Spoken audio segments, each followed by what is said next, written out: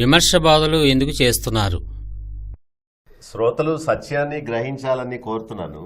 ఏ విషయమైనా విమర్శగా తీసుకుంటే అది విమర్శే, కానీ వారు చెప్పే మాటలో ఏంటి సత్యం అని బైబిల్లో ప్రక్కన పెట్టి, నా మాటల్లో ప్రక్కన పెట్టి, నేను చెప్పేది సత్యమో అసత్యమో వాళ్ళే చూసుకుంటే అర్థమవుతుంది. మీరు గమనించలేరు, నేను ప్రస్తావించిన ప్రతి సందర్భము, నేను లేవనెత్తిన ప్రతి అంశము లేక జవాబు చూడండి బైబిల్లో ఉంది అని వచనాన్ని చూపించి బైబిల్లో ఇలా వ్రాయబడిందని చెబుతున్నానే కానీ, ఎవరో బోధకులు ఇలా చెప్పారని కానీ, పలానా అమెరికా ప్రొఫెసర్ ఇలా చెప్పారని కానీ, ఎవరి పేరు నేను ఎత్తాను ఎప్పుడైనా?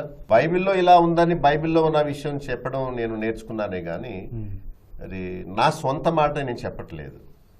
రెండవది, అందరూ ఉపదేశాలు ఇస్తున్నారు, సువార్త బోధిస్తున్నారు. దేవుడు నన్ను పిలిచిన విధానం ఏంటంటే, చూడండి బైబిల్లో తిమోతి పత్రిక 2వ పత్రిక 3వ అధ్యాయం 16వ వచనం నుండి, ఇది అండి నా కాల్, నా పిలుపు ఇది. దైవజనుడు సన్నద్ధుడై ఉండాలి. సన్నద్ధుడు అంటే ఎవరు అంటే బాగా కోట్ వేసుకొని టై కట్టుకొని పట్టి పెట్టుకొని, సన్నద్ధుడు అంటే ఇది కాదు. దేవుని వాక్యముతో నింపబడుటయే సన్నద్ధుడుగా ఉండడం. సైనికుడు గురించి పౌలు చెప్తూ సర్వాంగ కవచాన్ని ధరించుకున్నాడు. సర్వాంగ కవచం అంటే మామూలు హెల్మెట్, మామూలు ఇత్తడి గుండెకు కవర్ చేసేది, మామూలు చెప్పులు, మామూలు కత్తులు కటారాలు కాదు, ఆత్మీయ ఆయుధాలు. ఈ ఆయుధాల్లో కుడి చేతిలో ఉన్నది ఆత్మ ఖడ్గం, దేవుని వాక్యం అనే ఖడ్గం పట్టుకున్నాడు. దాంతో పోరాడడానికి సంసిద్ధుడు. కనుక సన్నద్ధుడు, దైవజనుడు సన్నద్ధుడయ్యాడంటే జేబులో డబ్బులు పెట్టుకోవడం కాదు. సన్నద్ధుడు అవ్వడం అంటే వాక్యంలో దిట్టగా ఉండాలి. ఎవరైనా ఏదైనా బోధిస్తుంటే అది బైబిల్లో అలా ఉందో లేదో చెప్పేయగలగాలి. అదే సన్నద్ధత. సన్నద్ధుడై చూడండి ఏమి రాస్తుందో, ప్రతి సత్కార్యమునకు పూర్ణముగా సిద్ధపడి. సత్కార్యము, సత్ అంటే మంచి, మంచి కార్యము. దైవజనుడు చేసే మంచి కార్యం ఏంటంటే వాక్యం చెప్పడమే. దేవుని వాక్యాన్ని బాగా చదివి దాని అర్థాన్ని దేవుని ఆత్మ ద్వారా గ్రహించి ఇతరులకు చెప్పడమే సత్కార్యం. దైవజనుడు చేసే సత్కార్యం అదొక్కటే. పూర్ణముగా సిద్ధపడి, సన్నద్ధుడై పూర్ణముగా సిద్ధపడి అంటే ఇతరులు వేసే ప్రశ్నలకు సమాధానం చెప్పగలిగిన సిద్ధపాటు కావాలి. ఇప్పుడు నాకు రోజుకి 200-300 ఫోన్ కాల్స్ వస్తుంటాయి. వీళ్ళందరూ వేసిన ప్రశ్నలకి నేను సమాధానం చెబుతున్నాను, వారిని తృప్తిపరుస్తున్నాను. ఓహో అలాగండి, అదే సంగతి, సరేనండి, మాకు ఇప్పుడు పూర్తి జ్ఞానం వచ్చిందండి అంటున్నారు. ఇప్పుడు పూర్ణముగా సిద్ధపడి అంటే బైబిల్లో ఒక వాక్యాన్ని పట్టుకొని కురుచబుద్ధితో ఆలోచించటం కంటే బైబిల్ పూర్ణంగా గ్రహించి, బైబిల్ ఉద్దేశం, దేవుని ఉద్దేశం అంతా గ్రహించి సిద్ధపడి ఉండాలి పూర్ణముగా. ఇంకేం చేయాలి చూడండి, దైవావేశము వలన కలిగిన ప్రతి లేఖనమును ఉపదేశించాలి. అపోస్తుల కార్యములు 20-28లో 5 ఉన్నారు. ఎవరంటే ప్రవక్తలు, వారి సమయం అయిపోయింది. అపోస్తలులు, వారి సమయం కూడా మొదటి శతాబ్దంలో అయిపోయింది. ఇక మిగిలిన 3 ఉన్నారు. ఎవరంటే వీళ్ళు కాపరులు, సువార్థికులు, ఉపదేశకులు. కాపరులు అంటే ఒక సంఘాన్ని కాచుకునేవారు, సంఘాన్ని నడిపించే పాస్టర్. సువార్థికులు అంటే వాళ్ళు సువార్త వెదజల్లుతూ వెళ్ళిపోతారు అంతే, వాళ్ళ పని విత్తనాలు జల్లేసి వెళ్ళిపోవడమే. ఇక మిగిలింది ఎవరంటే ఉపదేశకులు. ఈ ఉపదేశకులు ఏం చేస్తారంటే కట్టబడిన సంఘాల్లో ప్రభువుని ఆల్రెడీ నమ్ముకున్న వారికి ఇది సత్యము అని వారికి ఉపదేశం చేస్తారు. అది మనం సత్యసాక్షి టీవీ ద్వారా మనం చేసే పని ఏంటంటే యేసు ప్రభుని నమ్ముకొని కొద్దో గొప్ప ప్రభువు మీద విశ్వాసం కలిగి సత్యాన్ని తెలుసుకోవాలనే ఆశ ఉన్న వారికి ఉపదేశం చేస్తున్నాం. ఇది మీరు నడవలసిన మార్గం అని. తర్వాత ఖండించుటకు, తప్పును సరిచేయడమే ఖండించటం, అది కాదు బాబు ఇది అని చెప్పడం. ఇప్పుడు యవనస్తులు తప్పక తొట్టిల్లుతారు, వారిని సరిచేసేవాళ్ళు లేకపోతే వాళ్ళు అదే పద్ధతిలో కొనసాగుతారు. ఇప్పుడు ఉదాహరణకి క్రికెట్ ఆడుతానని బ్యాట్ బాల్ పట్టుకుని వెళ్ళిపోతున్నాడు. అలా స్కూల్ నుంచి కాలేజీ నుంచి రావడం, గ్రౌండ్కి వెళ్ళిపోవడం, చీకటి పడే వరకు ఆడుకోవడం, అలసిపోయి పడుకొని నిద్రపోవడం. ఇంకెప్పుడు చదువుతాడు? లేదు. ఇదే తనకి అలవాటు దినచర్య అయిపోయింది. అప్పుడు తండ్రి, బాబు ఒక అరగంట ఆడుకో, తర్వాత వచ్చి నువ్వు స్నానం చేసి చదువుకో, పుస్తకాలు తీసి చదువుకో, హోంవర్క్ చేసుకో అని తండ్రి కానీ బిడ్డను మందలించకపోతే ఆ బిడ్డ అలాగే చదువుకు దూరం అయిపోతాడు. చెడ్డ స్నేహితులతో తన జీవితం అంతా పాడు చేసుకుంటాడు. కనుక ఖండించుట అనేది ఆత్మీయ తండ్రి విశ్వాసులకు చేసే పని. దైవ సన్నిధి శ్రోతలు ఏదో దీవించబడడానికి మాత్రమే కాదు సుమండి. దేవుని సన్నిధి వాక్యాన్ని భక్తులు బోధిస్తున్నప్పుడు సరిచేసుకునేది. హాస్పిటల్కి ఎందుకు వెళ్తాం? అలాగే పాపబుద్ధిని, పాపరోగాన్ని తగ్గించుకోవడానికి ఆత్మీయ వైద్యశాల అనే దేవుని మందిరానికి వస్తాం. రోగం హాస్పిటల్లో మందు ఇచ్చి ఎలా డాక్టర్ గారు బాగు చేస్తారు, అలాగే దేవుని సన్నిధికి వచ్చినప్పుడు దేవుడు వాక్యమనే ఔషధాన్ని మనకిచ్చి మనల్ని సరిచేస్తాడు. ఇప్పుడు ఇంజక్షన్ ఇచ్చారనుకోండి చేతి మీద, అది నొప్పిగా ఉంటుందా లేకపోతే సంతోషంగా ఉంటుందా? నొప్పి ఉంటుంది. ఖండించడానికి ఇంకో మాట చూడండి ఏముందో, ఖండించుట, తప్పుదిద్దుట, నీతి యందు శిక్ష చేయుటకును ప్రయోజనకరమై ఉన్నది. మరి ఈ మినిస్ట్రీ తప్పు అంటారా? ఏది తప్పో, ఏది ఒప్పో, ఏది తప్పు బోధో, ఏది మంచి బోధో, ఎవరు తోడేళ్ళో, ఎవరు సత్యమైన వాక్యం చెప్పేవారు, ఈ తేడాను ప్రజలు తప్పక తెలుసుకోవాలి, దాన్ని గ్రహించాలి. అందుకనే పౌలు ఇలా చెప్తున్నాడు. చూడండి, తీతు పత్రిక 2:15లో పౌలు తిమోతికి ఏమని హెచ్చరిక ఇచ్చాడో తీతు భక్తునికి కూడా అదే ఇస్తున్నాడు. చూసా, వీటిని గూర్చి బోధించు. వేటిని గూర్చి? రాయబడిన విషయాలపైన. ఏమైతే నేను నీకు చెప్పానో, ఓ తిమోతి, ఓ తీతు, నా కుమారుడా, నిజంగా నా కుమారుడా, విశ్వాసమూలమున నా కుమారుడా తిమోతి, తీతు, నేనేమైతే నీకు బోధించానో వాటిని గూర్చే నీవు బోధించు, హెచ్చరించు, సంపూర్ణ అధికారముతో దుర్బోధను ఖండించుచూనుండు. అంటే ఎవరిచ్చారండి మీకు అధికారం అని అనొచ్చు మీరు. పౌలిచ్చాడు అధికారం, దేవుడిచ్చాడు అధికారం. నా ఆస్తి అంతా ఏంటో చెప్పమంటారా? ఇదిగో వాక్యం. వాక్యమే మన ఆస్తి, వాక్యమే మన పట్ట, వాక్యమే మన టెక్స్ట్ బుక్, వాక్యమే మన థీసిస్, మన పిహెచ్డి అంతా ఇదే. వాక్యమే మన ధైర్యం. ఇప్పుడు నేను తప్పు బోధ చేస్తున్నానని కొందరు అంటున్నారు.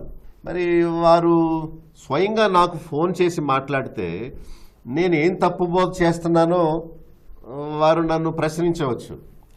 బైబిల్లో ఉన్నదని చెప్పాను కనుక ఒకవేళ తప్పు బోధ నేను చేస్తున్నానంటే బైబిల్ తప్పు బోధ అనొచ్చు. మొన్న ఒక ఆయన ఒక పుస్తకం పంపాడు నాకు, దానిలో క్రొత్త నిబంధనే తప్పు, యేసు ప్రభువే తప్పు, యావే అనాలి, యేసు ప్రభు అనకూడదు అని పెద్ద పుస్తకం పంపాడు నాకు. అంటే యేసు ప్రభు అనడం తప్పట, మెస్సియా అనాలట, యావే అనాలట. అంటే ప్రజల్లో కలవరాన్ని పుట్టించి ప్రజలకు సత్యమైన అవగాహన లేకుండా భేదాలు పుట్టించి వారిని పూర్తిగా ప్రభు విశ్వాసంలోంచి బయటికి తీసేస్తున్నారు. అయితే పౌలు అంటున్నాడు, నేను ఏమైతే చెప్పానో వాటినే బోధించు, వాటినే హెచ్చరించు, సంపూర్ణాధికారముతో దుర్బోధను. పౌలు చెప్పిన మాటను నేను పాటిస్తున్నానండి. సంపూర్ణ అధికారముతో దుర్బోధను ఖండించు అంటున్నాడు.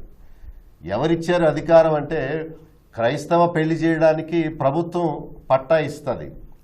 అయితే దేవుని వాక్యాన్ని బోధించి తప్పును సరిచేసే అధికారం దేవుడే తన వాక్యం ద్వారా ఆయన సేవకులైన వారికి ఇచ్చాడు. గనక సంపూర్ణ అధికారముతో దుర్బోధ, దుర్ అంటే చెడుగు, చెడ్డ బోధను ఖండించు. మళ్ళీ వెంటనే నిన్నెవరిని తృణీకరింపనీయకుము. ఇతరులను సరిచేసే నీవు ఎవరు నిన్ను తృణీకరించకుండా చూసుకో. ఒకవేళ నీవు ఇతరులను సరిచేసి నీవు యోగ్యంగా ఉండకపోతే నీవు సరిచేయడానికి సమర్థుడు కాదు, యోగ్యుడు కాదు అని పౌలు చక్కని విషయాన్ని చెప్తున్నాడు. మళ్ళా చూడండి తిమోతి పత్రికలోకి వెళితే 4వ అధ్యాయం 2వ వచనంలో దీర్ఘశాంతముతో ఉపదేశించు, ఖండించు, గద్దించు, బుద్ధి చెప్పు. అవును. అంతేగాని ఎవడరాడు కాసుకుందాం, అవును. నువ్వెవడవరా అని ఒరే గిరే అని మాట్లాడడం కానీ, అవును. రే ఎవడరా నువ్వు కాసుకుందాంరా, నా నోట్లోంచి అలాంటి దుర్భాష రాదు. బైబిల్ చెప్తుంది దీర్ఘశాంతముతో ఉపదేశించు. ప్రేమగా చెప్తే ఎవరన్నా వింటారు కానీ అవును. ఆడు ఈడు ఊరే గిరే అంటే కోపం వస్తుంది కానీ వినరు. ఇప్పుడు చిన్న పిల్లవాడుగా ఉన్నప్పుడు బెత్తంతో కొడతారు వాడిని సరిచేయడానికి.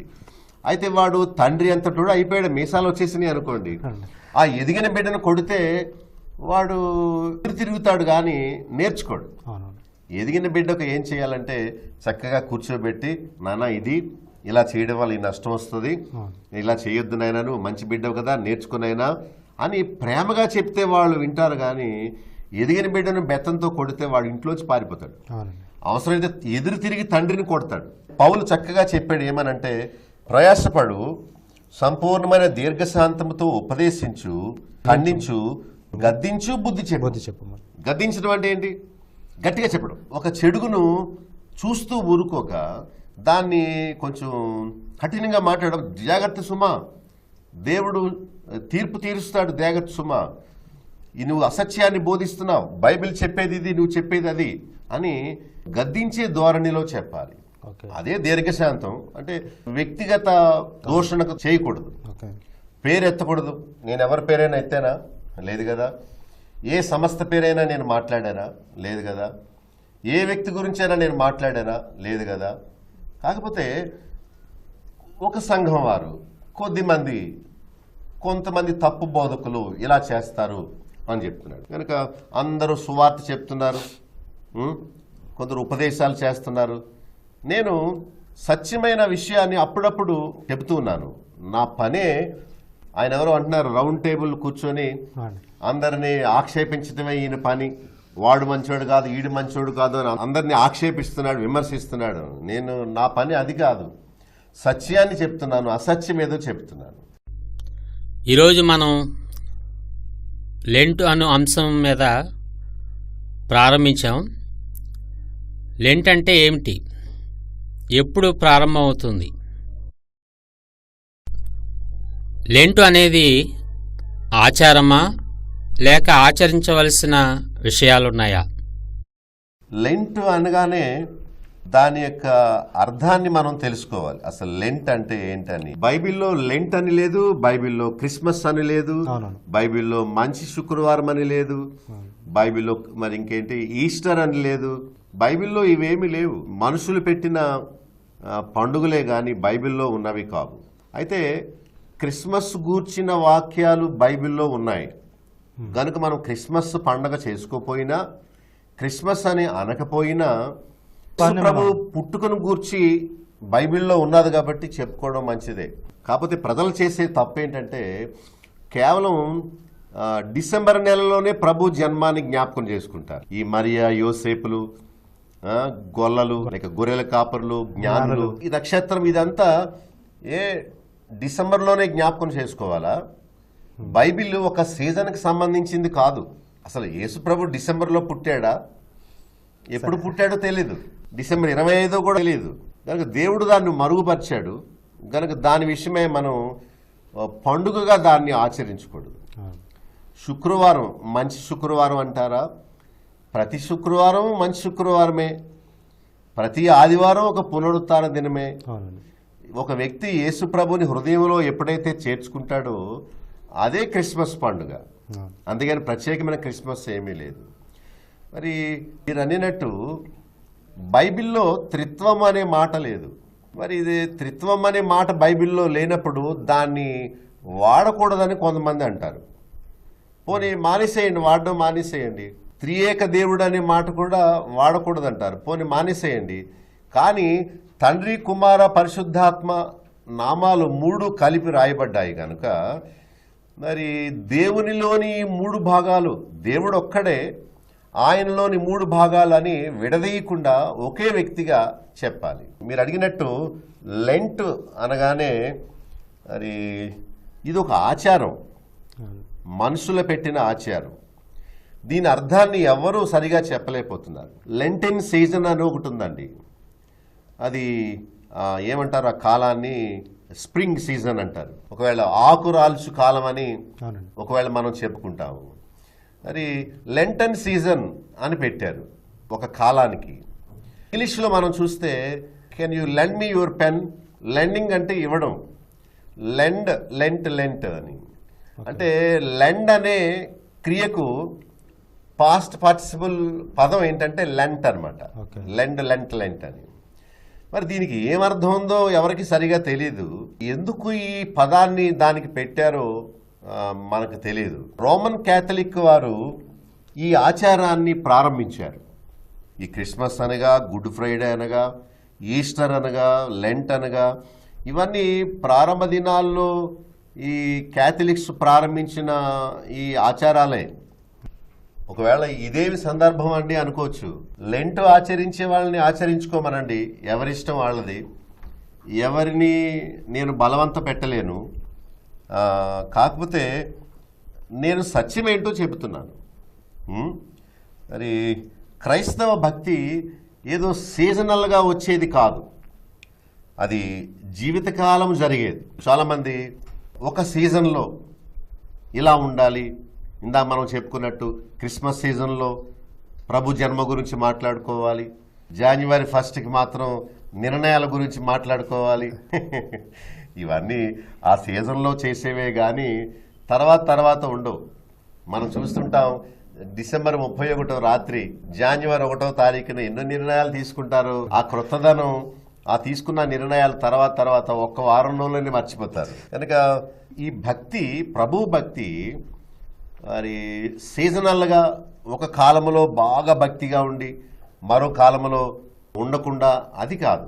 నాకు తెలిసిన ఒక సహోదరుడు ఉన్నాడు. సహోదరుడిని పిలవడం ఎందుకులేండి, ఒక మాస్టర్. ఆయన ఒక మీటింగ్కి వచ్చాడు. భోజనం చేయండి అన్నాను. లేదంటే లెంట్ కదండి, నేను తిననండి రాత్రిపూట అన్నాడు. ఆయన అంటున్నాడు, నేను బ్రాందీ విస్కీలు మానేశానండి 40 రోజులు, నేను నాన్ వెజిటేరియన్ తినడం మానేశానండి 40 రోజులు, అసలు నేను చాలా లిమిట్గా ఉంటున్నానండి, సిగరెట్ త్రాగను. నేను అన్నాను, ఆ తర్వాత ఏం చేస్తారు అని అంటా ఉన్నాడు. ఎంత అయోగ్యుడు, ఎంత అజ్ఞానం చూడండి. అంటే ఈ 40 రోజులు ఈ చెడ్డవన్నీ మానేస్తే నేను పరలోకం వెళ్ళిపోతాను, లేక ప్రభువుని నేను ప్రేమించినట్టు గుర్తు అనుకుంటున్నాడు. మన భక్తి క్రియల మీద ఆధారపడి లేదు. విశ్వాసం మూలముగా ఒకడు నీతిమంతుడిగా తీర్చబడతాడు. కానీ ఏవో ఆహారం తినడం, తినకపోవడం, ఉపవాసం ఉండడం, ఉండకపోవడం, కొన్ని దినాలు భక్తిగా ఉండి తర్వాత మానేయడం, ఇలాంటి క్రియల మీద ఆధారపడేది విశ్వాసం కాదు. మరి ఈ 40 రోజుల్లో ప్రజలు రోజు మీటింగ్కి వెళ్తారు, మంచిదే. కానీ ఈ 40 రోజులే కాదు, పగలంతా మన ఉద్యోగం మనం చేసుకొని, మన పని మనం చేసుకొని, పౌలు వలె గుడారాలు కుట్టి, మరి సాయంత్రం దేవుని వాక్యం బోధించడానికి, ఇది గుడిలో గడపడానికి కాదు. అన్ని కరపత్రికలు పట్టుకెళ్ళి మార్కెట్ ప్లేస్కి వెళ్ళి అందరికీ ఇస్తూ ఉంటే అది అసలు భక్తి. అంటే ప్రభు ఉన్నప్పుడు, ఒకవేళ ప్రభు ఉన్నాడు కదా అంటారు. యేసు ప్రభు 40 రోజులు ఉన్నాడు, నిన్ను ఉండమన్నాడా? ఆయన చెప్పిన ఆజ్ఞలు మనం చేయడం ముఖ్యం, కానీ ఆయన చెప్పంది చేయకూడదు. వీళ్ళు అదే చూపిస్తున్నారండి. ఏమనంటే యేసు ప్రభు 40 రోజులు ఉపవాసం ఉన్నాడు కదా, మోషే అరణ్యములోనికి వెళ్ళి 40 రోజులు ఉన్నాడు కదా, ఇశ్రాయేలీలు 40 సంవత్సరాలు అరణ్యంలో తిరిగారు కదా. ఇలాగా 40 అనే సంఖ్యను పట్టుకొని చేయమని చెప్పని పనిని వాళ్ళు చేస్తూ ఉన్నారు. అలా అయితే యేసు ప్రభు సిలువుకి ఎక్కారు, మరి వీళ్ళు ఎక్కొచ్చు కదా. ఏమండి, ఆయన చెప్పినట్టు చేస్తే మంచిది, కానీ ఆయన చేసినవన్నీ మనం చేయగలమా? ఆయన చేసినవన్నీ చేయాలంటే కన్యకకు పుట్టాలి. ఆయన చేసినవన్నీ చేయాలంటే ఆయన ఏమీ తినకుండా అరణ్యంలోకి వెళ్ళిపోయాడు. ఆయన ఏమీ తినలేదు అని రాసి ఉంది. మరి పూట తింటున్నారు. ఆయన చేసి చేయమన్నాడు. మత్తయి సువార్త 11:29లో నేను సాత్వికుడను, దీన మనస్సు గలవాడను, నా దగ్గరికి వచ్చి నా కాడి ఎత్తి నా యుద్ధను నేర్చుకోండి అన్నాడు. అంటే ఆయన దగ్గర నుంచి నేర్చుకునేది 40 రోజులు కొండ మీదకి వెళ్ళమని కాదు, సాత్వికాన్ని, దీనత్వాన్ని, నేను ఎలా దీనుడుగా సాత్వికుడుగా ఉన్నానో అలాంటి స్వభావాన్ని మీరు నేర్చుకోండి. అవును. ఆయన శిష్యుల పాదాలు కడిగి, మరి నేను సేవ చేయించుకోవడానికి రాలేదు, చేయడానికే వచ్చాను, ఇదిగో ఇదే సేవ, ఇలా చేయండి అని చెప్పాడు. గనుక ఆయన చేయమని చెప్పిన దాన్ని చేద్దాం, అంతేగాని ఆయన వలె జీవించమంటే మనం యెరూషలేం వెళ్ళిపోయి ఆ వీధుల్లో తిరగాలి. అది ప్రభు యొక్క ఉద్దేశం కాదు. మరి ఉపవాసం అనేది 40 రోజులు ఉండేది కాదు.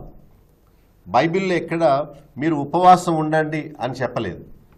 ఎక్కడ బైబిల్లో ఆజ్ఞ లేదండి ఉపవాసం ఉండమని చెప్పే ఆజ్ఞ. అది ఆజ్ఞ అనుకోండి, తప్పక మనం పాటించాలి. నిన్ను వలె నీ పొరుగు వారిని ప్రేమించు, అబద్ధమాడకూడదు, దొంగతనం చేయకూడదు, ఇవన్నీ ఆజ్ఞలు. ఆ ఆజ్ఞల్లో నీవు వారానికి ఒకసారి ఉపవాసం ఉండు, లేక సంవత్సరానికి 40 సార్లు ఉపవాసం ఉండు అని ఉంటే తప్పక మీరు నేను కూడా లెంట్ ఆచరించాలి. మరి బైబిల్లో లేనప్పుడు దాన్ని ఎందుకు చేయాలి? ఉపవాసం ఉంటే మంచిదే కానీ లెంటు మంచిది కాదు, ఈ వాక్యానుసారం కాదు. ఉపవాసానికి నేను వ్యతిరేకం కాదండోయ్.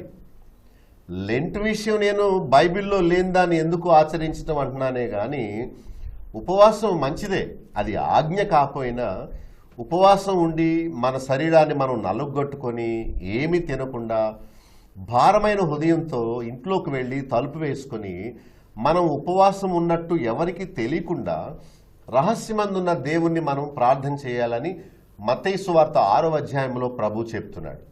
ఆయన ఉపవాసం ఉండమని చెప్పకపోయినా మీరు ఉండినప్పుడు ఇలాంటి ఉపవాసం చేయమని చెప్పాడే కానీ ప్రతి వారము విశ్రాంతి దినాన్ని ఆచరించినట్టు ప్రతి వారం ఉపవాసం ఉండండి, లేకపోతే మీరు ప్రతి సంవత్సరం 40 రోజులు ఉండండి అని ప్రభువు ఎవరికి ఎక్కడ ఆయన మరి చెప్పలేదు. లెంట్ ఉదాహరణకి ఈ సంవత్సరం మార్చి 5 నుండి ప్రారంభమవుతుంది, ఏప్రిల్ 20వ తారీఖుకి అంటే ఎండ్ అవుతుంది. తారీఖులు మారుతూ ఉంటాయి. ఈస్టర్ సండే, ఈస్టర్ ఆదివారం నుండి వెనక్కి వెళ్తారు. 40 days. బూడిద బుధవారం అని ఉంటుంది, దానితో ప్రారంభిస్తారు. బూడిద బుధవారం ఎందుకు పెట్టారు అంటే ఆ బూడిదను వారి నొసటకు రాసుకుంటారు. నొసటకు రాసుకొని ప్రభు మరణానికి గుర్తుగా, మొన్నైనది మనలా వెనుకటి వేలే మొన్నైపోనుందే, యేసు ప్రభు చనిపోయాడు అనే దానికి గుర్తుగా బూడిద బుధవారముతో, భస్మ బుధవారముతో లెంట్ సీజన్ ప్రారంభిస్తారు. ప్రారంభించి తమాషా ఏంటంటే భస్మ బుధవారం నుండి ఈస్టర్ ఆదివారం వరకు మనం చూస్తే 40 రోజుల కంటే ఎక్కువ వస్తాయి. ఎందుకంటే ఆదివారాలు తీసేస్తారు. ఆదివారాలు ఎందుకు తీసేశారు? ఆదివారాలు తీసేసినప్పుడు మరి ఆ ఆదివారాలు ఎందుకు నాన్ వెజిటేరియన్ తినేయచ్చు కదా, ఉపవాసం లేరు కదా. ఆదివారాలు ఎందుకు తీసేశారు? ఇదంతా ఇదొక ఏదో ఆటలా ఉంటుందండి, క్రికెట్ ఆడినట్టు ఉంటుంది. భక్తి కాదు, ఇదంతా మనుషులు పెట్టిన ఆచారం. ఆదివారాలు ఎందుకు తీసేయాలి? అసలు 40 రోజులు రావడం కోసం ఆదివారాలు తీసేద్దాం. ఆదివారం పునరుత్థానం కనుక ఆ రోజు ఏడవద్దు, ఆ రోజు ఉపవాసం ఉండొద్దు, ప్రభు తిరిగి లేచిన రోజు కనుక 5 వారాలు ఎన్నో వస్తాయి, 6 వారాల్లో దాన్ని తీసేద్దాం అని వాటిని తీసేసి 40 రోజులు లెక్క పెట్టి ప్రతిరోజు, ఇదంతా మానవ కాలిక్యులేషనే కానీ దానివల్ల ఏమీ ఉపయోగం ఉండదండి. బైబిల్లో 40 రోజులు అను సంఖ్యకు ఎట్టి ప్రాముఖ్యత ఉన్నది. నోవహు కూడా 40 దివారాత్రులు ఓడలో ఉండగా జలప్రళయం వచ్చిందండి. యోనా కాలంలో కూడా యోనా వెళ్ళి ఇంకా 40 దినాల్లో నినివే పట్టణం మరి కాల్చివేయబడుతుందని చెప్పాడు. వాళ్ళు బైబిల్లో 40 40 40 40 ఉన్న సందర్భాలు, వాటిని తీసుకొని 40 ప్రాముఖ్యమైన సంఖ్యగా 40 రోజులు అయ్యప్ప భక్తులు దీక్ష చేస్తారు కదా, అలాగే క్రైస్తవ్యంలో కూడా ఏదోటి పెడదాం. చాలా యేసుప్రభు గుళ్ళు మనం చూస్తే ఇలాగ హిందూ గుళ్ళు కట్టినట్టుగా కడుతున్నారు, మసీదు కట్టినట్టుగా కడుతున్నారు. అంటే మనందరం ఒకటే అనే భావం తీసుకొచ్చి వాళ్ళని సత్యంలోంచి దూరం చేస్తూ ఉన్నారు. అలాగే మరి హిందూ గుళ్ళల్లో తలనీలాలు ఇచ్చినట్టు, అగరొత్తులు వెలిగించి ఇలాగా విగ్రహానికి అన్నట్టు, క్రొవ్వొత్తులు వెలిగించటం, దీపారాధన చేయడం, విగ్రహ పూజ, దీపారాధన, తలనీలాలు ఇవ్వడం, బొమ్మ దగ్గరికి వెళ్ళి ఇలా అనుకోవడం, డబ్బులు వేయడం, ఒక కొండ మీదకి వెళ్ళడం, ఇదంతా క్రైస్తవ్యం కాదు. క్యాథలిక్స్ మరియను పూజించేవారు, క్రిస్టియన్స్ యేసు ప్రభుని పూజించేవారు. ఈ తారతమ్యాన్ని తెలుసుకోవాలి. వీళ్ళు పెట్టిన ఆచారమే ఈ లెంట్ సీజన్. దానిలో ప్రతిరోజు చర్చ్కి వెళ్ళడం, ఉపవాసాలు ఉండడం అని చెప్తున్నారు. కనుక బైబిల్లో కొన్ని సంఖ్యలను తీసుకొని ముగ్గురు త్రిత్వము అని 7 సార్లు ములగమని చెప్పాడు. కనుక 7 సంఖ్య ముఖ్యం, 7 వారాలు గుడికి రావాలని. 40 రోజుల గురించి మనం మాట్లాడుకున్నాం. తర్వాత 50వ రోజు పెంతుకోస్తో రోజు 50 అని 3కి 7కి 40కి 50కి కొంత ప్రాధాన్యత ఇచ్చి భక్తికి ప్రాధాన్యత ఇవ్వడం మానేసి సంఖ్యకు ప్రాధాన్యత ఇవ్వడం అది ఆచారమే కానీ భక్తి కాదు. అంటే భక్తిని నేటి దినాల్లో కొందరు ఆచారాల్లోకి నెట్టేశారు. అసలు ఆచారాలకి భక్తికి ఎలాంటి సంబంధం లేదండి. ఇవన్నీ ఆచారాలు. భక్తి ఏదో కొంత సీజన్ ప్రకారం మనం గైకొనేది కాదు.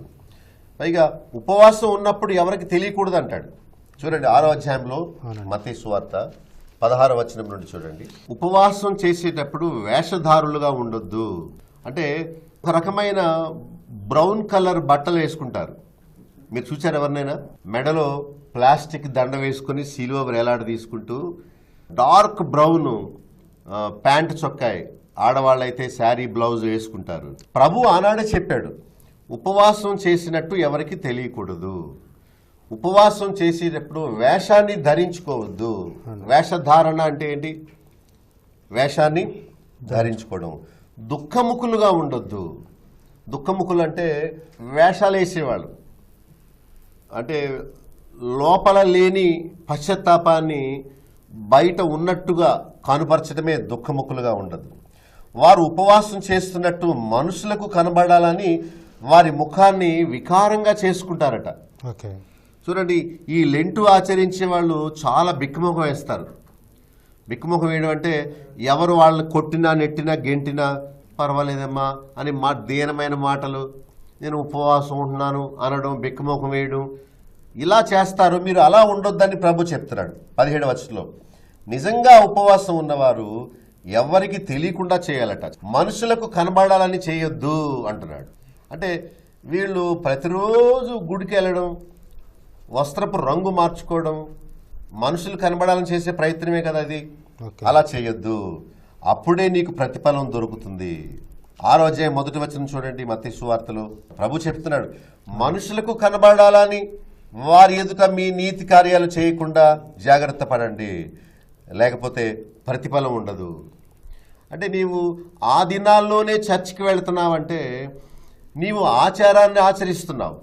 పైగా నీవు ప్రత్యేకమైన భక్తిని అనుసరిస్తున్నట్టు గుర్తుగా మనుషులకు కనబడాలని రంగు బట్టలు మార్చి మరీ వెళ్తున్నావు. నీవు అలా ఉండొద్దని ప్రభు చెప్తున్నాడు. 5వ వచనంలో, ప్రార్థించేటప్పుడు వేషధారుల వలె ఉండొద్దు. వాళ్ళు మనుషులకు కనబడాలని సమాజ మందిరాల్లో ప్రార్థిస్తున్న వారికి ఇష్టం. దేవుడు అసహించుకునే దానికి నువ్వెందుకు ఇష్టపడతావు?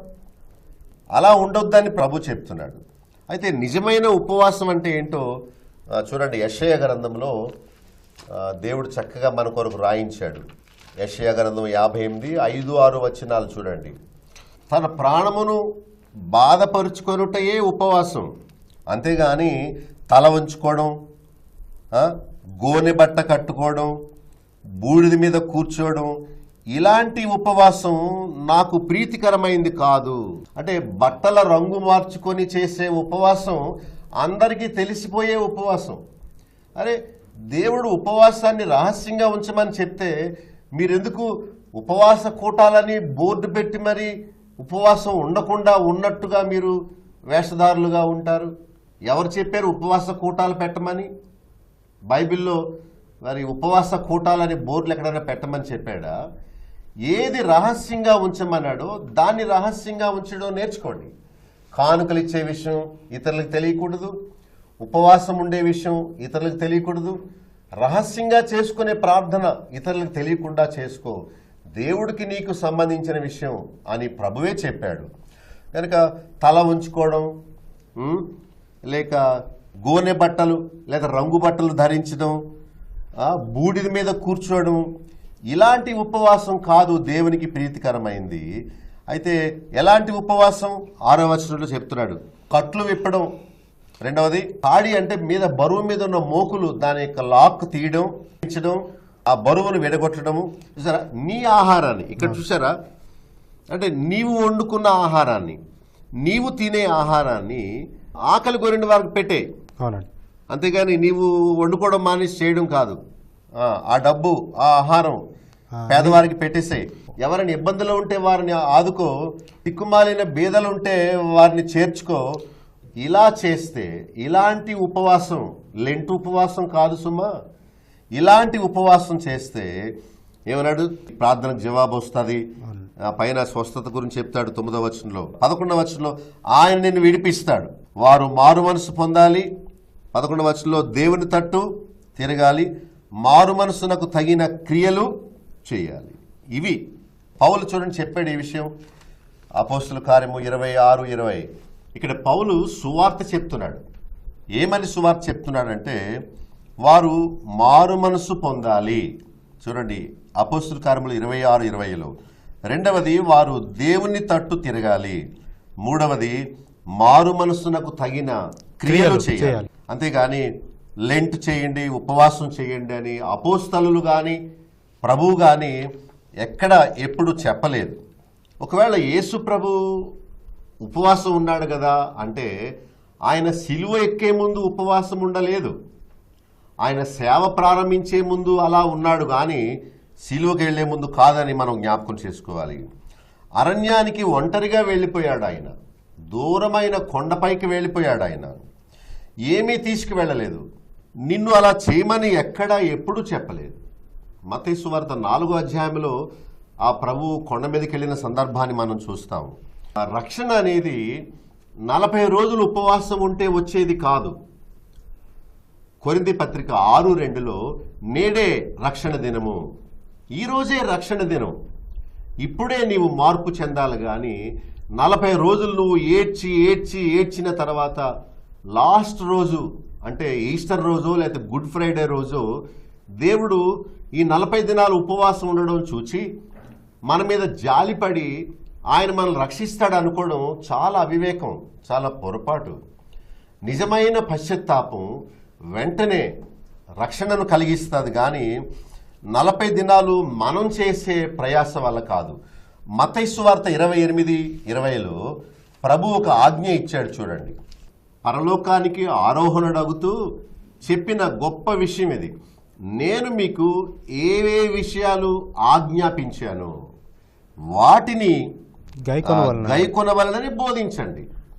నేను మీకు ఆజ్ఞాపించిన వాటిని గైకోమని చెప్పండి కానీ నేను ఆజ్ఞాపింపనివి గైకొనమని చెప్పొద్దు అని ప్రభు చెప్తున్నాడు. చూచారా, సువార్తికులు లేక విశ్వాసులు, క్రైస్తవులు ప్రభువు ఆజ్ఞాపించిన వాటిని గైకొనమని చెప్పాలే కానీ మరి మిగతా వాటిని కాదు. అంతేగాని నేనేమి చేశానో అలాగే చేయమని చెప్పండి అన్నాడా? నేను ఎలా సిలువుకి వెళ్ళానో అలాగే వెళ్ళమని చెప్పండి. నేను ఎలా అరణ్యానికి వెళ్ళి 40 రోజులు ఉపవాసం ఉన్నానో అలాగే ఉండమని చెప్పండి అని ప్రభు చెప్పలేదే. మరి మరియ కూడా ఏం చెప్పింది? ఆయన మీతో చెప్పునది చేయుడి అన్నది కానీ ఆయన చేసినట్టే చేయుడి అని మరియ కూడా చెప్పలేదు. యెషయా గ్రంథం 43వ అధ్యాయంలో దేవుడు మనలను ఎలాగ క్షమిస్తాడో రాస్తున్నాడు. 43:25 చూడండి. ఎప్పుడైతే నీవు నిజమైన పశ్చాత్తాపం పడ్డావో నేనే నీ అతిక్రమాల్ని తుడిచేశాను. వెంటనే అంటున్నాడు, నేను నీ పాపాలని జ్ఞాపకం చేసుకోను అని దేవుడే చెబుతున్నాడు. I will know more remember your sins. దేవుడు ఒకసారి మన నిజ పశ్చాత్తాపాన్ని చూచి మన పాత జీవితపు పాపాలన్నీ క్షమించేసినప్పుడు ఇక మళ్ళా మనం ప్రతి సంవత్సరం ఆ దినాల్లో వాళ్ళు ప్రతి సంవత్సరం ఏటేటా వచ్చి బలి అర్పించి మరి ప్రభు దగ్గర క్షమాపణ కోరి ఏడ్చినట్టు ఈ దినాల్లో కూడా ప్రతి సంవత్సరం 40 దినాలు వారి పాపాలని జ్ఞాపకం చేసుకోవడం అది బైబిల్కి విరుద్ధమైన ఆచారమే కానీ దేవుడు చెప్పింది కాదు. దేవుడు అతిక్రమాలను తుడిచేశాడు, మన పాప జీవితం మారిపోయింది. క్షమాపణ పొందిన ఆనందంతో దేవుణ్ణి స్తుతించాలే కానీ మళ్ళా అవే పాపాల గురించి ఏడుస్తూ మరి ప్రతి సంవత్సరం ఉపవాసం ఉండి ఏడ్చి మరలా క్షమించమని అడగడం అది తప్పు కదా. ఇప్పుడు నేను మీకు ఏదైనా హాని చేశాను అనుకోండి, చేసినప్పుడు మీరు సరే అండి పాస్టర్ గారు మిమ్మల్ని క్షమిస్తున్నాను అని అన్నారు అనుకోండి, సమాధానం వచ్చింది మన ఇద్దరికి. మళ్ళా నేను వచ్చి క్షమించరా అని అడిగాను అనుకోండి, అప్పుడు మీరేమంటారంటే ఎప్పుడైతే క్షమించానో అప్పుడే మీ మీద ఉన్న బాధ అంతా తీసేసుకున్నాను, మళ్ళా మీరు వచ్చి నాకు జ్ఞాపకం చేయడం వల్ల ఆ పొరపాటు మళ్ళా నాకు జ్ఞాపకం చేస్తున్నారు అంటాడు. జీవితాలు మారలేదు కనుక ఇదిగో ఈ సంవత్సరం చేసిన పాపాలన్నీ ఇప్పుడు క్షమించేయి అంటే వచ్చే సంవత్సరం చేయబోయే పాపాలన్నిటికీ మళ్ళీ వచ్చే సంవత్సరం లెంట్ ఆచరించి పశ్చాత్తాపడ్డాం. నాకు అనుమానంగా ఉందండి శ్రోతలు, మీరు నాకు చెప్పండి సమాధానం ఏంటంటే, ఈ 40 రోజులు ఉపవాసం ఉండేది యేసు ప్రభు చనిపోయాడనే బాధతోనా, లేక అయ్యో ఘోరమైన పాపిని అని చెప్పి ఆ సుంకరి ఏడుస్తూ రొమ్ము కొట్టుకున్నందుకు నీ పాపాల గురించి నువ్వు ఏడుస్తున్నావా, లేక యేసు ప్రభు చనిపోయాడని ఏడుస్తున్నావా? ఇది నాకు క్లారిటీ, మీరు నాకు ఇన్ఫర్మేషన్ సంపాదించాలి. సత్యసాక్షి మైక్ తీసుకెళ్ళి లెంట్ ఆచరించే వాళ్ళ దగ్గరికి వెళ్ళి, అమ్మ మీరు లెంట్ ఎందుకు ఆచరిస్తున్నారు చెప్పండి అని మీరు కొన్ని ఇన్ఫర్మేషన్ సంపాదించాలి. యోహాను సువార్త చూడండి 17:17లో ప్రభు ప్రతిష్ఠ చేయబడాలి, అంతేగాని లెంటు ఆచారమందు ప్రతిష్ఠ చేసుకోవడం కాదు. కొందరు అంటారు ఏమండి ఈవేళ నేను మాల వేసుకున్నాను. మాల వేసుకోవడం అంటే జపమాల వేసుకున్నాను, పూసల మాల వేసుకున్నాను, లేకపోతే ఏదో రంగు బట్టలు వేసుకున్నాను, నేను వ్రతం చేస్తున్నాను, నేను ఈ 40 దినాలు వారి ఇంట్లో పడుకోను, నేను ఈ 40 దినాలు గుళ్ళోనే ఉంటాను, నేను 40 దినాలు చెప్పులు వేసుకోను, ఈ 40 దినాలు నేను మామూలు వస్త్రాలు వేసుకోను, రంగు బట్టలు వేసుకుంటాను అంటే వాళ్ళని వాళ్ళు ఈ 40 రోజుల కోసం ప్రతిష్ఠ చేసుకుంటున్నారు. అయితే మనం 40 రోజుల కోసం రంగు బట్టలు వేసుకుని ప్రతిష్ఠ చేసుకోమని ప్రభు చెప్తున్నాడా, లేక సత్యమందు మనల్ని మనం ప్రతిష్ఠ చేసుకోవాలా? సత్యవాక్యమందు మనల్ని మనం ప్రతిష్ఠ చేసుకోవాలి. మార్కు 7:7 చదవండి. అంటే ప్రభు చెప్తున్నాడు మనుషులు కల్పించిన పద్ధతులు ఇవి. అంటే బైబిల్లో లేని ఆచారాన్ని పాటించటమే మనుషులు కల్పించిన పద్ధతులు. అలా చేయడం వల్ల వారు వ్యర్థముగా ఆరాధిస్తున్నారు. మనుషులు కల్పించిన వాటిని దైవ ఉపదేశాలుగా చెబుతున్నారట. దైవ ఉపదేశం అంతా బైబిల్, మనుషులు కల్పించింది లెంటు. మీకు దైవ ఉపదేశం కావాలా లేక మనుషులు కల్పించింది కావాలా? చెప్పింది చేయరు, చెప్పంది చేస్తారు. భక్తిహీనత అంటే ఇదేనండి. బైబిల్లో దేవుడు రాయించిన వాటిని అనుసరించండి చాలు, పరలోకం వెళ్ళిపోతారు. అంతేగాని చెప్పంది చేయొద్దు. తిమోతి పత్రికలో 2వ పత్రికలో 3:17లో పౌలు అంటున్నాడు దైవావేశము వలన కలిగిన లేఖనములు ప్రయోజనకరమైనవి అన్నాడు. అంటే మనుషులు కల్పించిన లేఖనాలు ప్రయోజనకరమైనవి కావు, దైవ ఆవేశం వలన కలిగిన లేఖనములు అంటే బైబిల్ వాక్యం. దేవుని వాక్యం మీరు అనుసరించటం మీకు ప్రయోజనకరం, కానీ మనుషులు కల్పించిన పద్ధతులు అనుసరించటం మీకు ఏమాత్రం ప్రయోజనకరం కాదు. కనుక అలాంటి తప్పు అభిప్రాయంలో ఉన్నవారు దయచేసి బయటకు వచ్చేసేయండి. విశ్వాసం మిమ్మల్ని రక్షిస్తుంది, కానీ మనుషులు కల్పించిన ఆచారాలు మీకు ఏమాత్రం రక్షణ ఇవ్వలేవు. బైబిల్లో దేవుడు చేయమని చెప్పినవి ఉన్నాయి, వాటిని మీరు చదువుకొని వాటిని అనుసరించండి. లూకా సువార్తలో 4వ అధ్యాయంలో ప్రభువు యొక్క ఉపవాసం గురించి మనం చూస్తాం. అపవాది చేత శోధింపబడుచుండెను, ఆ దినములలో ఆయన ఏమీ తినలేదు.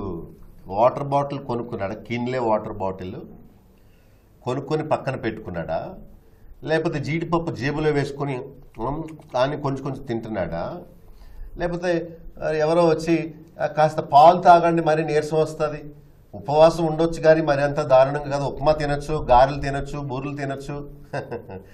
ప్రభు గురించి ఏమి రాయబడదు చూడండి. లూకా 4:2 చదువుతున్నాను. అపవాది చేత శోధింపబడుచున్నాడు, ఆ దినముల్లో ఆయన ఏమీ తినలేదు. ఏమీ అంటే అర్థం ఏంటి? అసలు ఏమీ తినలేదు అని స్పష్టంగా ఉంది. మరి వారు ప్రభువుని మాదిరి తీసుకుంటే ప్రభు వలె అరణ్యానికి వెళ్ళిపోవాలి, విన్నారా? అవునండి. ప్రభు వలె సైతాను చేత శోధింపబడాలి, ప్రభు వలె ఏమీ తినకూడదు. మరి వీళ్ళు ఒక పూట ఎందుకుంటున్నారు? ఒక పూట బాగా తినేసి అవును. అంటే రాత్రికెలా ఉపవాసం ఉండాలని మధ్యాహ్నమే రాత్రి భోజనం కూడా లాగించేస్తున్నారా? ఎవరిని మోసం చేద్దామని ఈ పనులన్నీ కూడా. అయితే యేసు ప్రభు గురించి రాయబడుతూ ఆత్మచేత అరణ్యములో నడిపించబడ్డాడు. అవును. నువ్వు లెంటు ఒకవేళ ఉంటున్నావు అనుకో, మరి ఊళ్ళో ఎందుకున్నావు? దేవుని ఆత్మ నిన్ను అరణ్యానికి తీసుకెళ్ళిపోవాలి, నువ్వు పరిగెత్తికెళ్ళిపోవాలి కొండ మీదకి, అడవిలోకి. యేసు ప్రభు ఒక్కడే వెళ్ళిపోయినట్టు నువ్వు వెళ్ళిపోవాలి. ఊళ్ళో ఎందుకున్నావు? నీవు లెంటు ఆచరిస్తున్నానని చెప్పి నీవు యేసు ప్రభుని మాదిరిగా తీసుకున్నానని చెప్పి నీవు ఊళ్ళో ఉండకూడదే. మొట్టమొదట ఆత్మచేత అరణ్యములోకి వెళ్ళిపోవాలి, రెండవది అపవాది చేత శోధింపబడాలి, మూడవది ఏమీ తినకూడదు. ఎన్ని ఉన్నాయండి? మూడు విషయాలు ఉన్నాయి. అలా చెయ్యి. మరి అంతేగాని దొంగ ఉపవాసాలు ఉంటూ మరి ఏదో నేను చాలా భక్తిపరురాల్ని, ఈ 40 రోజులు నేను చాలా భక్తిగా ఉంటానని ఎందుకు నిన్ను నీవు మోసం చేసుకుంటావు? అది దేవుడు అతిశయించేది, దేవుడు సంతోషించేది కాదు సుమా. అసలు భక్తి ఉన్నవాళ్ళు ఆచారాలు ఆచరించరు, ఆచారాలు ఆచరించేవారు భక్తి అంటే ఏంటో వారికి చేత కాదు. లెంటు ఆచరించట్లో ప్రజల ఉద్దేశము ఏమై ఉన్నది? లెంటు ఆచరించేవారు ప్రభువుని, మోషేను అనుసరిస్తున్నాము అంటారు. అది సత్యమా? బైబిల్లో చూడండి, గలతీ పత్రికలో 4:8 నుంచి చదవండి. 2 కాలాలు. పూర్వము దేవుళ్ళు కాని వారికి దాసులుగా ఉండేవారు, ఆచారాలకి పూర్వము దాసులుగా ఉండేవారు. ఓకే, ఇప్పుడు పూర్వము మోషేను పూజించేవారు, అహరోను పూజించేవారు, యోనాను పూజించేవారు, దేవాలయమును పూజించేవారు. మరి దేవుళ్ళు కాని వారికి వారు దాసులుగా ఉండేవారు. గలతీ 4:8. 9వ వచనంలో ఇప్పుడు దేవుని ఎరిగిన వారు గనుక మళ్ళా బలహీనమైన వాటి వైపు, నిష్ప్రయోజనమైన మూలపాఠముల తట్టు తిరుగునేలా. ఒకసారి ఆచారాలు కాదని బయటికి వచ్చేసిన తర్వాత మళ్ళా మీరెందుకు ప్రయోజనము లేని వాటి వైపు తిరుగుతున్నారు? అంటే లెంటు ఆచరించటం నిష్ప్రయోజనమని బైబిల్ చెప్తుంది. ప్రయోజనము లేని ఆచారాల వైపు ఎందుకు మళ్ళా తిరుగుతున్నారు? బలహీనమైన వాటి వైపు మీరు ఎందుకు తిరుగుతూ ఉన్నారు అని చెప్తున్నాడు. 10వ వచనంలో చూడండి, దినములు, మాసములు, ఉత్సవ కాలములు, సంవత్సరములను ఆచరించుచున్నారు. భక్తి దినములు ఆచరించటం కాదు, 3 దినాలు కాదు, 7 దినాలు కాదు, 40 దినాలు కాదు, 50 దినాలు కాదు, 7 వారాలు కాదు, రోగం తగ్గపోతే ఇంకొక 7 వారాలు కాదు. స్పష్టంగా చెప్తాడు గలతీ 4:10లో, దినములను, మాసములను, ఉత్సవ కాలములను, సంవత్సరములను మీరు ఆచరిస్తున్నారు. 11వ వచనం చదవండి. ఇలాంటి ఆచారాలు అనుసరించటం వల్ల నేను ఎంతో ప్రయాసతో మిమ్మల్ని కడుతున్నాను, భక్తిని మీకు నేర్పుతున్నాను, నా కష్టమంతా, నా శ్రమ అంతా వ్యర్థమైపోతుందేమో అని భయపడుతున్నారట. చూసారా, ప్రభువు తన మరణమును ఎప్పుడు జ్ఞాపకం చేసుకోమన్నాడు. నన్ను జ్ఞాపకం చేయుటకై దీనిని చేయుడి. అంతేగాని నన్ను సంవత్సరానికి ఒకసారి 40 రోజులు నన్ను జ్ఞాపకం చేసుకోండి, మిగతా రోజుల్లో నన్ను విడిచిపెట్టేయండి, నన్ను జ్ఞాపకం చేసుకోక్కర్లేదు అని అంటలేదు. వారు ఆదివారం రొట్టె విరుచుటకు కూడుకున్నారు. అంటే ఆదివారం ఎప్పుడెప్పుడు వస్తుందా? నెలకోసారి వస్తుందా? సంవత్సరానికి ఒకసారి వస్తుందా? కనుక ప్రతి వారం, ప్రతి ఆదివారం లేక ప్రతిరోజు ప్రభువుని స్తుతించాలి, ప్రభువుని జ్ఞాపకం చేసుకోవాలి. అంతేగాని ఇది సంవత్సరానికి 40 రోజులు జ్ఞాపకం చేసుకుని మిగతా అప్పుడు వదిలేసేది కాదు. ఇంకా చూడండి, యెషయా గ్రంథంలో మంచి మాట ఉంది, 29వ అధ్యాయం 11 నుంచి చూడండి. దేవుని వాక్యం ఒక గూఢమైన వాక్య గ్రంథం. వాళ్ళంతట వాళ్లే హృదయాన్ని దేవుడికి దూరంగా చేసుకున్నారట, పెదవులతో ఘనపరుస్తున్నారట. ఇంకో మాట ఉంది చూడండి, వారు చూపించే భయభక్తులు నేర్చుకున్నవి. భక్తి ఏమో బైబిల్లో ఉంది, మరి వాళ్ళు చేసే ఆచారాలన్నీ మానవ విధులను బట్టి నేర్చుకున్నవి. ప్రభువు లేక దేవుడు ఎంత బాధతో ఆ విషయాన్ని చెప్తున్నాడు. ఇదే విషయాన్ని ప్రభువు చెప్తున్నాడు చూడండి, మత్తయి సువార్త 15వ అధ్యాయంలో ప్రభు జవాబు చెప్తున్నాడు, అవునండి. మీరు ఆచారాల కొరకు దేవుని ఆజ్ఞను అతిక్రమిస్తున్నారు. ఇలా చెబుతూ 9వ వచనం వచ్చేటప్పటికి మనుషులు కల్పించిన పద్ధతులు దైవోపదేశములని బోధిస్తున్నారు. లెంట్ అనగా, క్రిస్మస్ అనగా, ఈస్టర్ అనగా, గుడ్ ఫ్రైడే అనగా, ఇవన్నీ పండుగలు బైబిల్లో ఉన్నవి కావు. అవి ఏదో ఒక సీజన్లో జ్ఞాపకం చేసుకోవలసినవి మాత్రమే కాదు.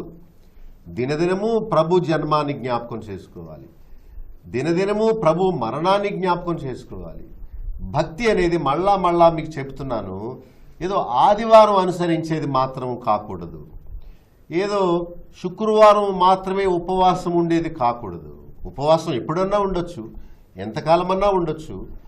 మరి ఒక సందర్భం గురించి ఉపవాసం ఉండు, మంచిదే. కానీ అలవాటుగా ప్రతి వారం ఉండేది అది ఆచారమే కానీ భక్తి కాదు. మనుషులు కల్పించిన పద్ధతులను మరి దైవోపదేశాలుగా మనం ఎప్పుడు భావించకూడదు. 12వ వచనంలో పరిసయ్యులు ఆ మాట విని అంటే లెంటు ఆచరించేవారు ఈ వాక్యాన్ని వింటున్నారు అనుకోండి, వాళ్ళు అభ్యంతర పడతారు. అదేంటి, మేము చేసేది భక్తి కాదా? ఆనాడు మోషే చేయలేదా? ఆనాడు యేసుప్రభు చేయలేదా? ఆనాడు పలానా వాళ్ళు చేయలేదా? 40 దినాలు మేము ఉన్నాం, ఏంటి ఇప్పుడు మీకెందుకు ఆ గొడవ? మేము ఉంటాం, ఏంటి ఇప్పుడు? పోను ఉండు, ఇప్పుడు నేను ఆపగలనా? మీరు ఉంటానన్నా మిమ్మల్ని నేను ఆపగలనా? మీరు ఉండండి. కానీ సత్యము ఏంటో మీకు చెప్తున్నాను. కానీ మరి ఏమి నిర్ణయం తీసుకోవాలో శ్రోతల ఇష్టం. కనుక ఆనాడు ప్రభు బోధలు ఈ శాస్త్రులు పరిసయ్యులు విని ఏమయ్యారట? అభ్యంతరపడ్డారట. కనుక నిజంగా సత్యాన్ని గ్రహించడానికి కొంచెం ఇబ్బందిగానే ఉంటుంది, అనుసరించడానికి, లోబడ్డానికి. ఏమంటారు? అంటే ఆ పాతుకుపోయిందండి. రోజు అదే భావంలో ఉండే వ్యక్తి ఈనాడు వచ్చి అది తప్పు అనగానే ఎదురు తిరుగుతాడు, నా ఇష్టం అంటాడు. బైబిల్ లేకపోయింది, నేను ఉంటున్నాను, ఏంటి ఇప్పుడు? మేము మా తాతగారు మా నాన్నగారు చిన్నప్పటి నుంచి మేము అలా ఉంటున్నాం అంటారు. సత్యాన్ని గ్రహించరు. కానీ ఈ యుగ సంబంధమైన దేవత వారి మనోనేత్రాలకి గురుడితనం కలుగజేసింది. ఉపవాసం అనేది వ్యక్తిగతమైన సమస్య, ఎవరికి తెలియకూడని విషయం. అది ఒక సందర్భం గురించి, ఒక పర్టికులర్ విషయం గురించి ఉండేదే కానీ ప్రతి సంవత్సరం ఉండేది కాదు. మీరు ఉండండి, 40 రోజులు ఎందుకుంటారు మీరు? బైబిల్లో 40 రోజులు ఉండమని చెప్పాడా? ఇప్పుడు నినివే వారి గురించి మీరు మారకపోతే చనిపోతారని యోనా వెళ్ళి చెప్పాడు. వాళ్ళు 40 రోజులు ఉపవాసం ఉన్నారా? వెంటనే వాళ్ళు వారి మారకపోతే ఇక 40 రోజుల్లో, అంటే 40 రోజులు టైం ఇచ్చాడు కాబట్టి ఈ 40 రోజులు ఏడుస్తూ ఉన్నారా? పశ్చాత్తాపం అనేది 40 రోజులు పడక్కర్లేదు, 40 నిమిషాలు చాలు. యథార్థమైన మారు మనసు, నిజంగా మీకు రక్షణార్థమైన మారు మనసు, దైవ చిత్తానుసారమైన దుఃఖము మారు మనసు కలిగిస్తుంది. మారు మనసు పొందడానికి 40 రోజులు ఎందుకు నీకు? ఒకరోజు పశ్చాత్తాపడి జీవితాన్ని మార్చుకోవడానికి 10 నిమిషాలు చాలదా? క్రొత్త నిర్ణయం తీసుకోవడానికి. అంటే ఈ 40 రోజులు ఏడుస్తూ ఉన్నామంటే మారట్లేదనమాట. కనుక ఒకవేళ ఎవరైనా ఉంటారంటే ఉండొచ్చు, కానీ 40 అనే సంఖ్య, 7 అనే సంఖ్య, 3 అనే సంఖ్య, ఈ సంఖ్య మీద భక్తి ఆధారపడి లేదని చెప్తున్నాను. చాలామంది మనం చూస్తుంటాం, శుక్రవారం ఏమి తినరు, అంటే వాళ్ళకి దేవుడు శుక్రవారం అనమాట. శుక్రవారం చాలామంది మౌనవ్రతం పాటిస్తారు. మీకు ఎవరైనా తారసపడ్డారా? లేదు. నాకు ఒక అతను తాపి మేస్త్రి పనిలోకి వచ్చాడు, మందిరానికి కడుతున్నాడు. ఏమయ్యా, ఆ గోడ కొంచెం వంకరగా అయింది చూడు, ఆ బాలేదు నువ్వు కట్టే పద్ధతి, ఇటిక్కి మధ్యలో పడాలి ఇటుక, నువ్వు అలా పెట్టేవేంటి, జాయింట్ వచ్చింది చూడు అని అనగానే మాట్లాడలేదు. నేను చెప్పిన మాట వినడం లేదు. నేను అన్నాను, ఈ మేస్త్రికి చెవుడు మూగా ఉందా అని పక్కతను అడిగాను. అప్పుడు అతను అంటాడు, పక్కతను అంటాడు, శుక్రవారం ఈ మేస్త్రి ఎవరితో మాట్లాడండి. ఏమండి, శుక్రవారం మాట్లాడొద్దని బైబిల్లో దేవుడు చెప్పాడా? అంటే నువ్వు శనివారం బూతులు మాట్లాడతావు, శుక్రవారం మటుకు మాట్లాడవా? భక్తి ఆదివారపు భక్తి కాదు, లేక శుక్రవారపు భక్తి కాదు. చచ్చే వరకు బ్రతుకు కాలమంతా నీతిగా, యథార్థంగా, పవిత్రంగా నిలబడేది భక్తి. కానీ ప్రజలు చూసినప్పుడు ఒక రకంగా ఉండి, చూడనప్పుడు మరొక రకంగా ఉండి, నువ్వు గదిలో ప్రార్థన చేసుకోవు, మందిరంలోకి వెళ్ళినప్పుడు మాత్రం పెద్ద పెద్ద ప్రార్థనలు చేస్తావా? శాస్త్రులు పరిచయాల్ని ప్రభు ఇందుకనే మరి తప్పుపట్టాడు. అంటే దేవుని భక్తి పండుగల మీద, రోజుల మీద ఆధారపడి ఉండకూడదు. దేవుని భక్తి నిత్యము జరిగించేది. వాక్యాన్ని చదవండి, ఆచారాలకు దూరంగా ఉండండి. బైబిల్లో ఇలాంటి సందర్భమే ఒకటి ఉన్నది. యెహెజ్కేలు గ్రంథం చూడండి, 8వ అధ్యాయం 14వ వచనంలో చూడు వీరు చేయు హేయ కృత్యాలు చూడు అని ప్రజలు చేసే ఆచారబద్ధమైన క్రియలను గూర్చి దేవుడు చెబుతూ యెహెజ్కేలుతో అంటున్నాడు, చూడు వీళ్ళ హేయ కృత్యాలు. 14వ వచనంలో యెహోవా మందిర ద్వారము దగ్గర చాలామంది స్త్రీలు కూర్చుండి తమ్మాజు దేవతను గూర్చి ఏడ్చుట చూచి తిని. వాళ్ళు దేవుని మందిరంలో కూర్చొని దేవతను గూర్చి ఏడుస్తున్నారట, తమ్మాజు దేవతను గూర్చి ఏడుస్తున్నారట. దేవుడికి అది చాలా బాధ కలిగించిన సందర్భం అయింది. అందుకనే 15వ వచనంలో ఇది హేయకృత్యము అని దేవుడు చెప్తున్నాడు. హేయకృత్యము. దేవుని మందిరంలో ఏడ్చేది యేసు ప్రభు చనిపోయాడని కాదు. ప్రభు చెప్పాడు కదా, ఏమని? అమ్మలారా నా కోసం ఏడవద్దు, మీకోసం మీ పిల్లల కోసం ఏడవండి, నేను చనిపోకపోతే మీకు రక్షణ లేదు అని ప్రభు చెప్పాడు.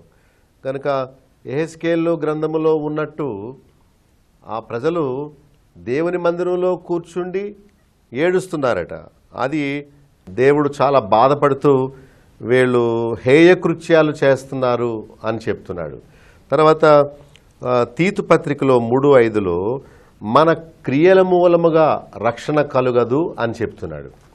రక్షణ అనేది విశ్వాసము వలన మనం పొందుతాం, కానీ మనము ఉండే ఉపవాసాల వల్ల మన క్రియల వల్ల కాదని మనం తెలుసుకోవాలి. ఎఫెసీ పత్రిక 5వ అధ్యాయము 6 నుండి 11వ వచనం వరకు మనం చదివితే వ్యర్థమైన మాటల వలన ఎవడునూ మిమ్మును మోసపరచనీయకుడి అంటున్నాడు. ఎఫెసీ 5:6 నుండి 11 వరకు చదువుకోండి. వ్యర్థమైన మాటలు ఇవే, ఆచారాలు ఆచరించమని చెప్పేవే వ్యర్థమైన మాటలు. ఈ మాటల వల్ల ఎవడునూ మిమ్మును మోసపరచనీయకుడి. ఆచారాలు మీకు నేర్పించటం వల్ల మీరు మోసపోవద్దు, తప్పు బోధల చేత మోసగించబడొద్దు అని పౌలు చెప్తున్నాడు. ఇట్టి క్రియల వలన, ఇట్టి ఆచారాల వలన 6వ వచనంలో దేవుని ఉగ్రత అవిధేయులైన వారి మీదకి వచ్చును. ఆచారాలు ఆచరించేవారు మరి వ్యర్థమైన క్రియలు చేస్తున్నారు. దేవుడు కోరినది చేయక దేవుడు చెప్పనిది చేయడమే వ్యర్థమైన క్రియ. మరి దేవుని ఉగ్రత ఇలాంటి అవిధేయులైన వారి మీదకి వస్తుంది. దేవుడు తన సేవకుల ద్వారా ఏది భక్తో ఏది ఆచారమో తెలియపరిచినప్పుడు మనము ఆచారాన్ని విడిచిపెట్టి భక్తిని ఆచరించడమే మనం చేయవలసిన పని. మరి ఎఫెసీ 5:6లో గనుక మీరు అట్టి వారితో పాలివారై ఉండకుడి అంటే, మరి వ్యర్థమైన మాటల వలన, వ్యర్థమైన ఆచారాల వలన ఎవడును మిమ్మల్ని మోసపరచనీయకుండా చూసుకోండి. ఈ వ్యర్థమైన ఆచారాల వలన మరి దేవుని ఉగ్రత వారి మీదకు వస్తుంది. గనక మీరు అట్టి వారితో పాలివారై ఉండకుడి. సత్యసాక్షి శ్రోతలు, మీరు సత్యాన్ని తెలుసుకుంటే మీరు ప్రత్యేకంగా జీవిస్తారు. లోక ఆచారాలతో, క్రైస్తవ ఆచారాలతో మరి ముడిపడి ఉండరు, ప్రత్యేకంగా జీవిస్తారు. అందుకని 9వ వచనంలో అంటున్నాడు, వెలుగు ఫలము ఏంటంటే మంచితనము, నీతి, సత్యము అనే వాటిలో కనిపిస్తుంది. కనుక మంచితనము, నీతి, సత్యము ఇవి ముఖ్యం, కానీ ఆచారాలు ముఖ్యం కాదు. 10వ వచనంలో దేవునికి ఏది ప్రీతికరమో దానిని పరీక్షించండి. దేవుడు సంతోషించేదేదో దానిని మీరు ఆచరించండి, కానీ మీకు తోచిన దాన్ని మీరు ఆచరించవద్దు. వెలుగు సంబంధుల వలె నడుచుకోండి, ఆచార సంబంధులుగా నడుచుకోవద్దు. దేవుని వాక్యం అనే వెలుగులో మీరు నడుచుకోండి అని పౌలు హెచ్చరిస్తున్నాడు. 11వ వచనంలో నిష్ఫలమైన అంధకార క్రియల్లో పాలివారై ఉండక అట్టి వాటిని ఖండించుడి. మళ్ళా చెప్పమంటారా? మీకు అర్థమైందా?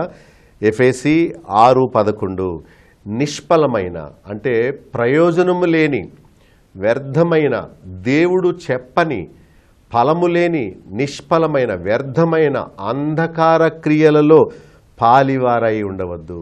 ఇక్కడ భక్తుడు అంటున్నాడు, నిష్ఫలమైన అంధకార క్రియల్లో పాలివారై ఉండొద్దు. ప్లస్ ఏమంటున్నాడు, వాటిని ఖండించండి అంటున్నాడు. సత్యసాక్షి చేసే పని, సత్యసాక్షి టీవీలో మరి ఈ ప్రశ్నోత్తర కార్యక్రమాల భాగంలో నేను చేసే పని ఏంటంటే వాటిని ఖండించండి అన్నాడు. నేను వాటిని ఖండిస్తున్నాను. కనుక భక్తిని కోరుకునేవారు దేవుని వాక్యాన్ని అనుసరించండి. ఆచారాలు కోరుకునేవారు మరి వారు దేవుని బిడ్డలు కాదు, కనుక వాటికి దూరంగా ఉండాలని కోరుతున్నాను. నేను లెంట్ దాని మీద నేను 4 పేజీల కరపత్రిక వేశాను. మీలో కావలసిన వాళ్ళు హ్యాండ్బిల్ని కావాలని అడగండి. నేను వాటిని ఉచితంగా మీకు ఎన్ని కావాలంటే అన్ని పంపిస్తాను.